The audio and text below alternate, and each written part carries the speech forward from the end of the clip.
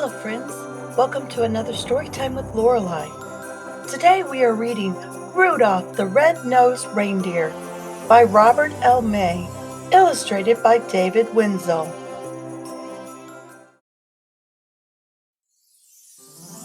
'Twas the day before Christmas, and all through the hills the reindeer were playing, enjoying their spills, while every so often they stopped to call names at one little deer not allowed in their games. Ha ha! Look at Rudolph! His nose is a sight! It's red as a beet, twice as big, twice as bright. While Rudolph just cried, what else could he do? He knew that the things they were saying were true. Where most reindeers' noses are brownish and tiny, poor Rudolph's was red, very large and quite shiny. In daylight it sparkled, the picture shows that. At nighttime it glowed like the eyes of a cat. Although he was lonesome, he always was good, obeying his parents as good reindeers should. That's why on this day, Rudolph almost felt playful.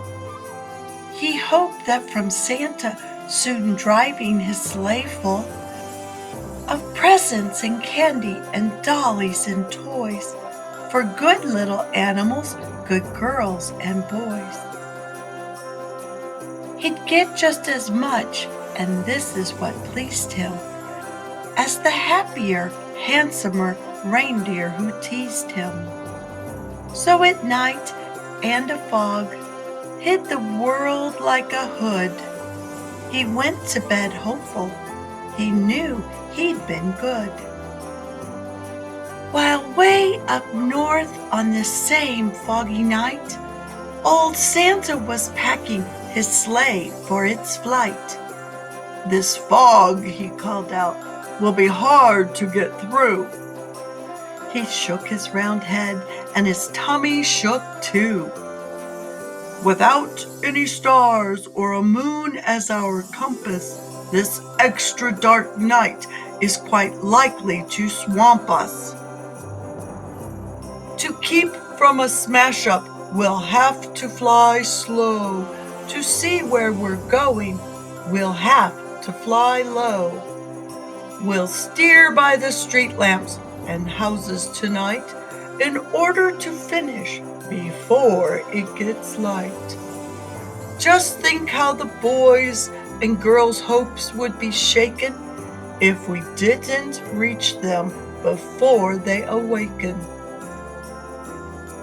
Come Dasher, come Dancer, come Prancer and Vixen, come Comet, come Cupid, come Donner and Blitzen. Be quick with your suppers, get hitched in a hurry. You too will find fog a delay and a worry." And Santa was right, as he usually is. The fog was as thick as a soda's white fizz. He tangled in treetops again and again, and barely missed hitting a huge speeding plane. Just not getting lost needed all of Santa's skill, with street signs and numbers more difficult still. He still made good speed with much twisting and turning, as long as the street lamps and house lights were burning. At each house, first checking what people might live there, he quickly picked out the right presents to give there. "But lights will be out after midnight," he said, "for even most parents have then gone to bed. Because it might wake them, a match was denied him. Oh my, how he wished for just one star to guide him. Through dark streets and houses, old Santa did poorly. He now picked the presents more slowly, less surely. He really was worried For what would he do if folks started waking before he was through? The night was still foggy and not at all clear when Santa arrived at the home of a deer. Onto the roof, with the clouds all around it, he searched for a chimney and finally found it. The room he came down in was blacker than ink. He went for a chair, but it turned out a sink. The first reindeer bedroom was so very black, he tripped on the rug and burst open his pack. So dark that he had to move close to the bed and peek very hard at the sleeping deer's head. Before he could choose the right kind of toy, a doll for a girl, a train for a boy. But all this took time and filled Santa with gloom, while feeling his way toward the next reindeer's room. The door he just opened when, to his surprise, a soft glowing red-colored light met his eyes. The lamp wasn't burning, the light came instead from something that lay at the head of the bed. And there lay, but wait now, what would you suppose? The glowing, you've guessed it, was Rudolph's red nose. So this room was easy. This one little light let Santa pick quickly the gifts that were right. How happy he was till he went out the door. The rest of the house was as black as before, so black that it made every step a dark mystery. And then came the greatest idea in all history. He went back to Rudolph and started to shake him, of course very gently, in order to wake him.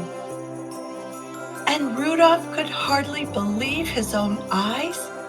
You can just imagine his joy and surprise at seeing who stood there a paw's length away and told of the darkness and fog and delay, and Santa's great worry that children might waken before his complete Christmas trip had been taken. And you, he told Rudolph, may yet save the day. Your bright, shiny nose, son, can show us the way. I need you, young fellow, to help me tonight, to lead all my deer on the rest of our flight. And Rudolph broke out into such a grin, it almost connected his ears and his chin. He scribbled a note to his folks in a hurry. I've gone to help Santa, he wrote. Do not worry. Said Santa, meet me and my sleigh on the lawn. You'd stick in the chimney, and flash, he was gone. So Rudolph pranced out through the door very gay and took his proud place at the head of the sleigh. The rest of the night, well, what would you guess?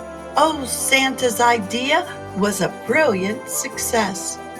And brilliant was almost no word for the way that Rudolph directed the deer and the sleigh.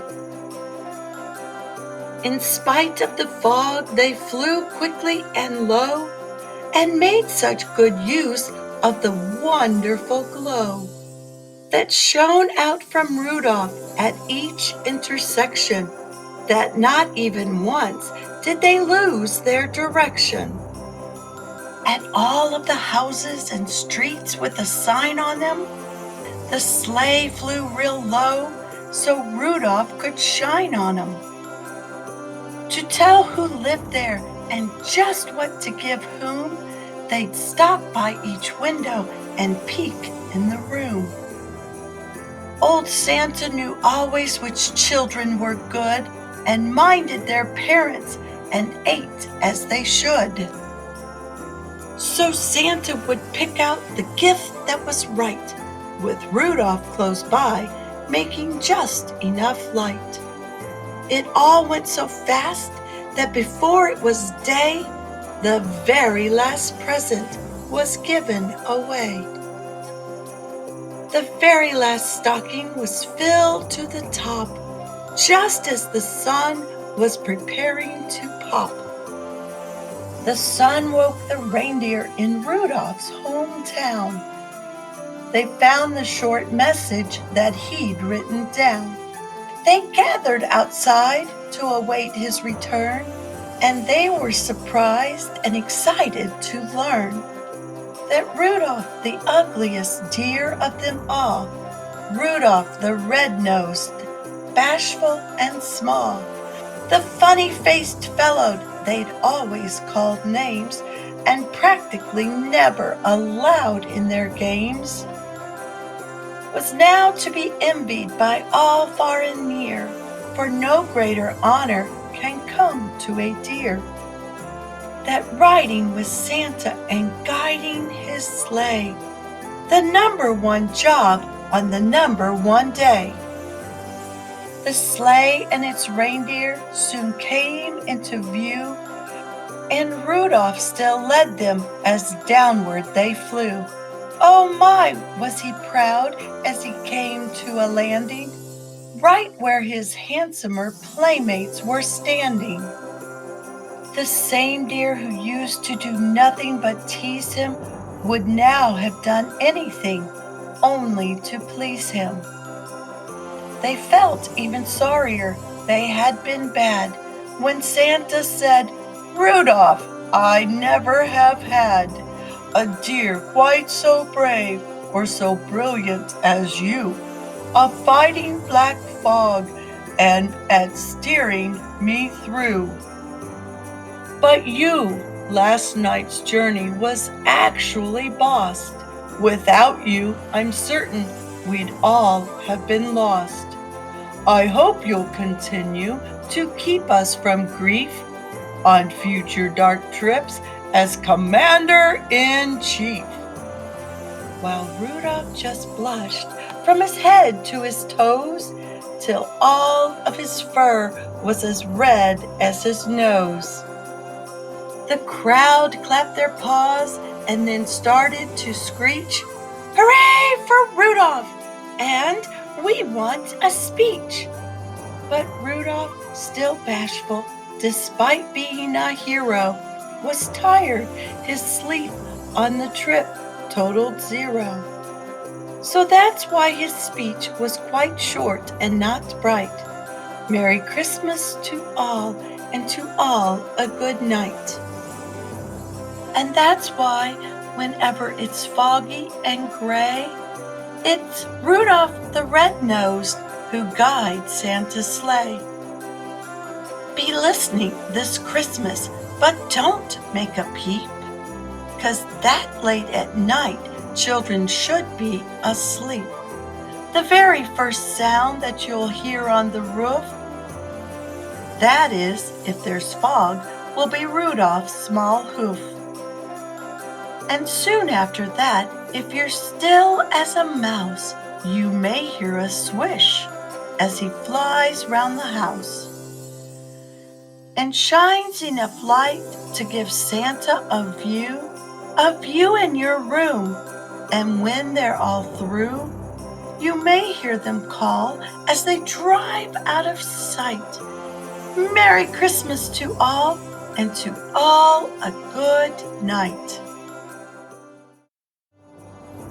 Hello, friends.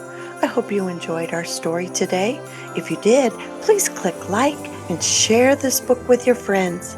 And don't forget to look for all the other books by Storytime with Lorelei. See you next time. Bye for now.